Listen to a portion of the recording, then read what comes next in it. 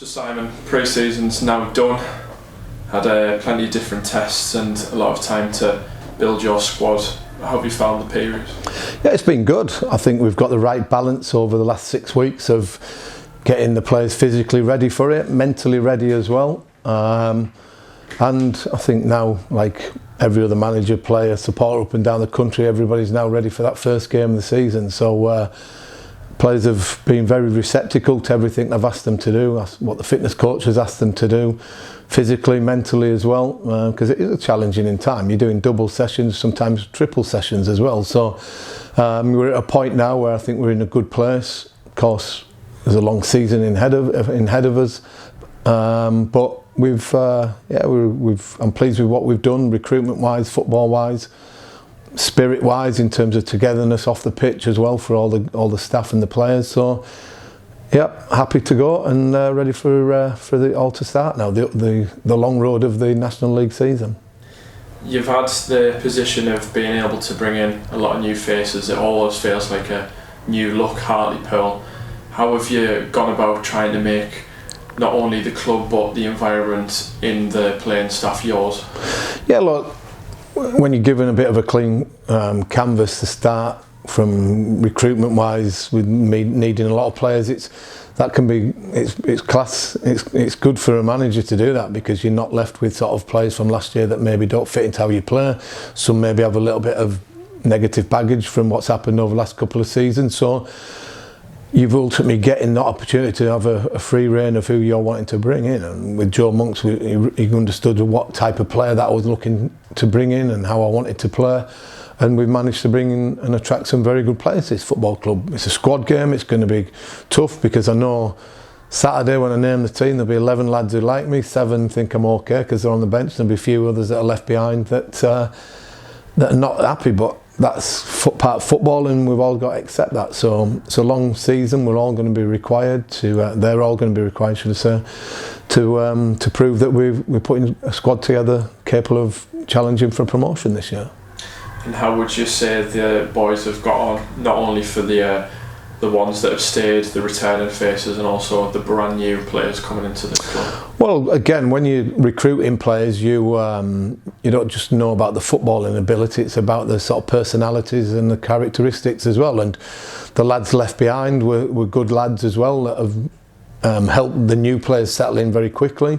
But also on the other side, the new players have got together and settled in as well very quickly. So it's a two-way thing. So getting a group that is going to stick together through good and bad times, on the pitch, off the pitch, can only lead to healthy competition, but a healthy environment where you try and have a successful time. And that's all I've ever tried to do with my teams. Have a good bunch of lads that care for the club, care for each other, and this is, again, from what we've done so far, going in a similar direction to previous clubs.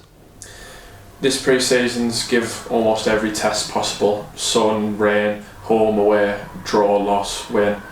How have you found the result-wise of pre-season? Yeah, look, you've mentioned all them things, and that's exactly how the next 9 months are going to be as well. Different conditions, different systems, different personnel, but we've sort of attacked every pre-season game in a positive manner, trying to learn from each game as well, whether it's the first one against FC Hartlepool, where lower down the spectrum, to playing Middlesbrough that had quite a few first team players. So you're always testing yourselves, looking at how you really can dominate a game, in possession, out of possession, and all these have been different tests. We've had Rangers under 21s played us off the park for 20 minutes, but then we sorted problems out and came through that. Leeds was another good test, Middlesbrough as mentioned, and South Shields as well. So they're all there to test you for what could happen over the course of a long season as well. And you've been able to meet a few of the supporters, both home and away, but to stick on the Prestige Group Stadium, how have you found being able to have that home reception, and you've had a few interactions with them so far as well? Yeah, look, it's their football club. Players, managers come and go, but football clubs stay with supporters. And what we're trying to do, and what I'm trying to do, is put together a squad that represents them by being hardworking, showing desire, hunger, and and a winning mentality, and that's all our supporters demand. And we're going to need them over the season when we're maybe struggling in a game, that they stay with us, because you're not going to have it all your own way.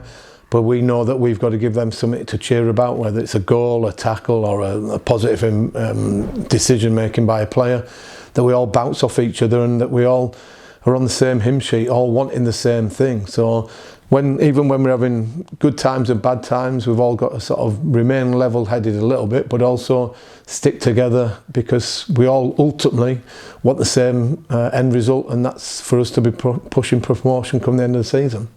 Is that the kind of mentality that you're trying to push both on the players and the supporters, to celebrate everything and get behind everything? Yeah, definitely, because it can be tough in this world of football, that you can have some dark moments, and so when you do well, you make sure that you celebrate them. You don't get too carried away, you don't get too high. And on the reverse side, if you lose a game, you're disappointed, but you don't get despondent or feel sorry for yourselves, because you've got to dust yourselves down, because there's no team in that division is going to go undefeated. So you can have spells where these things happen. So it's about sticking together through thick and thin, and enjoying what we're going to do, because I'll be putting a team out hopefully that represents them, and it's all about enjoyment, playing with a smile on your face, and having that interaction through good and bad times with supporters and players and staff. You said it fittingly there, the long road of the National League. It doesn't get much longer than Yeovil to kick off the season. How are you looking forward going into that? Yeah, look, at 6 weeks of pre-season is done now, and as I said before, I think everybody's now ready for it. It's a tough game for us, but you've got to play them at some point. Truro obviously later on is a bit further away as well, but we went there last year and got a positive result with a 1-0 win. Let's hope we can replicate that as well. So we don't use any travel or anything like that for any excuses, because everybody has to do it. We're prepared as well as we can do. We'll be going down the day before, we're training halfway down, and then we'll be prepared as if we were playing at home or 20 minutes away, something like that. So yeah, looking forward to it. Tough test for us, but again, we'll respect the opposition like we will every week, but we'll certainly concentrate a lot on what we think we need to do to go and win football matches. You've acknowledged it a lot in your interviews since becoming Pearl's boss. You understand how competitive the National League can get. On a whole, how are you previewing the season? Well, it is competitive. I think I've said before that, no disrespect to some teams in the EFL too, that there's teams in our division that have got bigger fan bases, bigger budgets, but are playing in the division below. But that shows you how far the National League has come over the last few years, that there are bigger budgets, good players. There's different variations of playing styles, and some of the styles could be playing in the Championship, some are slightly different, and it just, again, it's a knock-on effect of how strong the Premier League has been to the Championship, and knock-on down to where we are now. So only in title do I see this division being sort of differently to the EFL, where we're all striving to get to.